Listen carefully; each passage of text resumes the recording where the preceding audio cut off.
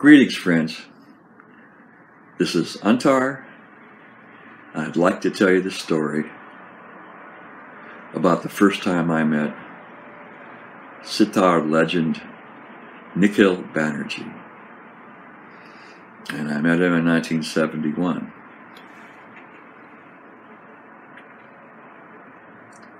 NIKHIL BANERJEE was one of the great sitarists of India. There was like three of them: Ravi Shankar, Ustad Vilayat Khan, which was from a different tradition, and NIKHIL BANERJEE, which was from the same tradition as Ravi Shankar. He studied with Ali Akbar's father, Ustad Alauddin Khan, and he studied for about 15 years with Ali Akbar Khan Sahib. And he used to come to California. NIKHIL BANERJEE used to come to California once a year and teach at the Mills College, Oakland. It was part of the American Society for Eastern Arts Indian music program. So I had been studying with a teacher in San Francisco, Shah Ji, who was a character, and he was a bean player, the Rudravina. And then I got out from under that. I had a friend who was an old North Coast surfer. He was a little older than I, and he was really into yoga. And he was studying tabla. So I was looking to, maybe learn some Indian music, because I studied with Shah Ji for a minute, and it didn't work out. So he was studying tabla, and he was learning from the legend Kanai Datta. And it was at Mills College Indian music program in the summer. So NIKHIL BANERJEE teaching and Kanai Datta teaching tabla. And he turned me on to NIKHIL BANERJEE. He loaned me the record and everything. And I liked the record, and NIKHIL BANERJEE had a very different approach and sound than Ravi Shankar. Ravi Shankar was really popular then. I listened mostly to Ravi Shankar. NIKHIL had a very warm, fat, mellow sound for sitar, very different than the sound of Ravi Shankar. And he played it in a very unhurried manner. No jerking or anything, And sound kind of like Ali Akbar Khan on a sitar. So, my friend who was studying tabla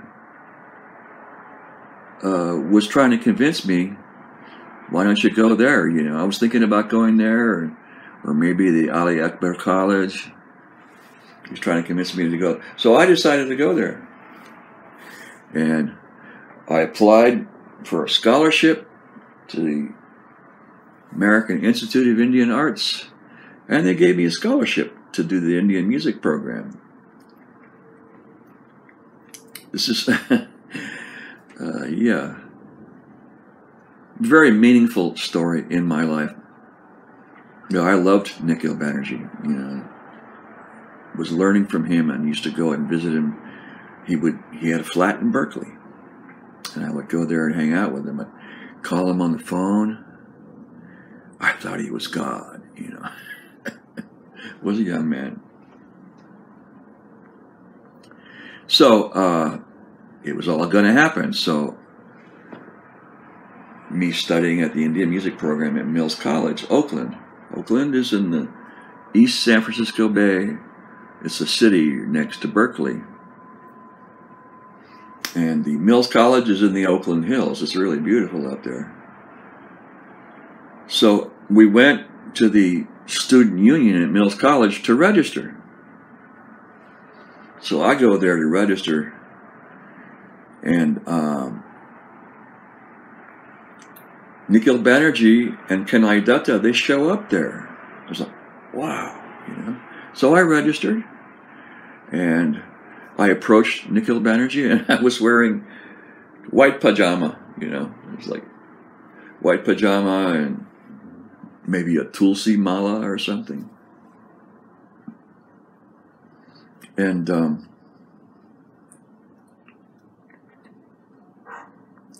he said, "What's your name?" And I said, "My name is Antar." And he says, "Oh, you have such, you are familiar with Indian ways, and you have such a Indian name and all that." And I told him what I was up to.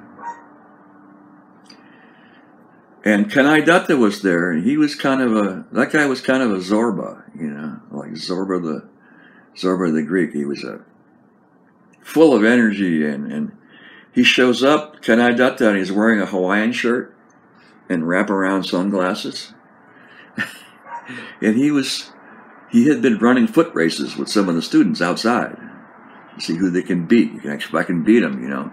And he was trying to convince some students to let him drive their car, you know, because in 1971 in India, not a lot of people had cars, you know, and he liked to drive cars, you know. So whenever he came to the States, he would try to get someone to let him drive their car, you know. So what happened? Nikhil Banerjee and Kanai Datta, they sat down on the floor in the Mills College Student Union, and they played a concert. No sound system. They just sat down and played. And I was sitting in front of Nikhil Banerjee while he played, and wow. They played a raga for about an hour and 5 minutes, or an hour and 15 minutes. He played a morning raga.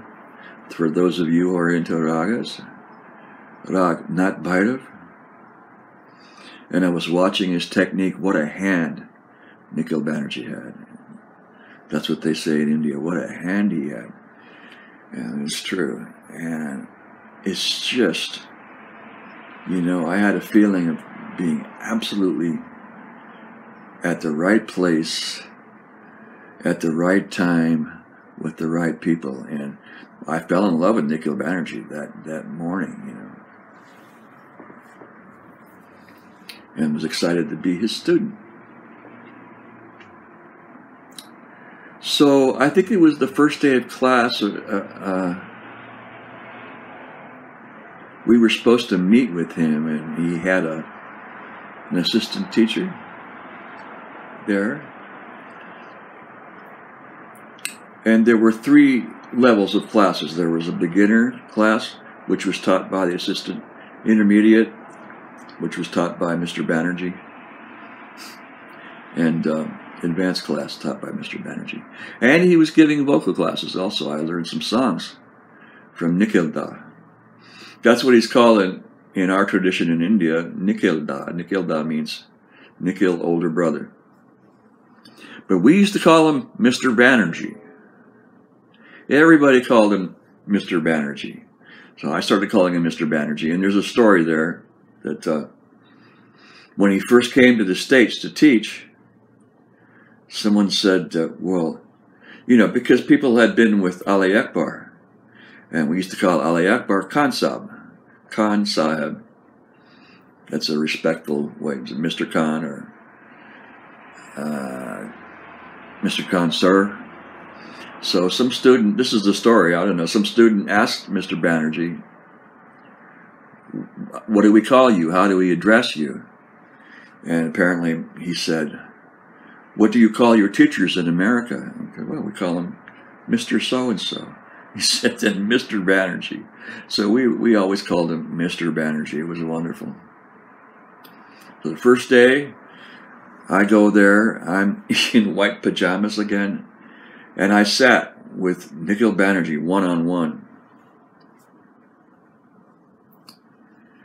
And he, play, you know, he asked me to play something, and I didn't know how to play anything. I'd been working on exercises in this book, My Music, My Life, by Ravi Shankar. And the back of the book, there are sitar exercises. They're like all the sitar exercises. So I've been working on that. So he said, play, play. And I played one of the exercises. He said, oh, okay. You have studied with Indranil? He was referring to another sitarist, Indranil Bhattacharya. Somehow he got the idea. No, I didn't. I got these from Ravi Shankar's book. He never referred to that again. And he said, you know, what else can you play? And so I played another exercise. He said, can you play something else, you know? So I said, well, I can play some alap. He said, no, don't play alap. That is for after 12 years. 12 years. And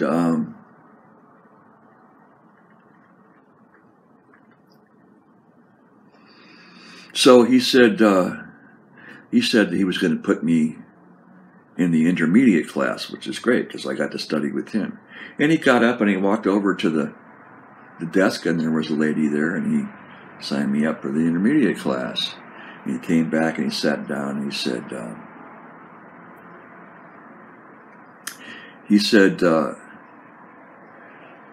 said, keep playing what you're playing. Keep working on that. He said, we're going to have class tomorrow, and I'm going to teach agat. Agat is a composition, instrumental composition in North Indian classical music. He said, I will teach agat. Don't take it seriously. Keep doing what you're doing. And then he says, I want you to take this all the way. I want you to go on doing. You don't know what you will get. Go on doing. And he said, if you want to swim the ocean, you have to swim small lengths at a time, like maybe a swimming pool or something like that. So an incredible, inspiring time for me to sit with a master like that. And I sat with them other times in the years that went on. And I went to class. There were about 28 sitar players in the class. And some of them were hippies, you know. And there was a group of people who were living, in cardboard boxes in the Oakland Hills. And some of them were there. And so he started teaching this gut, you know. And we weren't allowed to write, not until the class was over. Then after the class, we could write down what he had taught. And then when you come to the next class, actually it was 4 days a week, and the 5th day vocal class. And you'd have to play it, you know. So the following day, there weren't 28. There were about 12.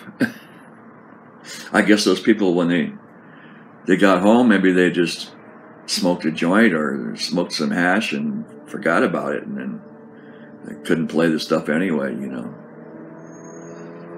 After a few days, there were only 5 people in that class. So I loved it. I loved every minute of it. I used to call him on the phone. I used to hang out with him in his flat in Berkeley. When we got done with the summer session, we did a student recital of one of the, so he taught a second composition because he wanted to keep the time theory straight. So he taught Desh, which is a seasonal raga, and we played that. There were 4 or 5 of us. We played it all together. And then after that was over, he was going to go across the bay to Marin County and teach at Ali Akbar Khan's school. And he asked me personally, and people were going to go with him over there, you know. Are you going to Kansab school, you know? And I said, what? He said, well, I'm going to teach there. He was teach there for about a month or so at Ali Akbar school in San Rafael. And I said, well, okay, I do. I want to go there, you know. So I went. He was teaching. I learned some more from him.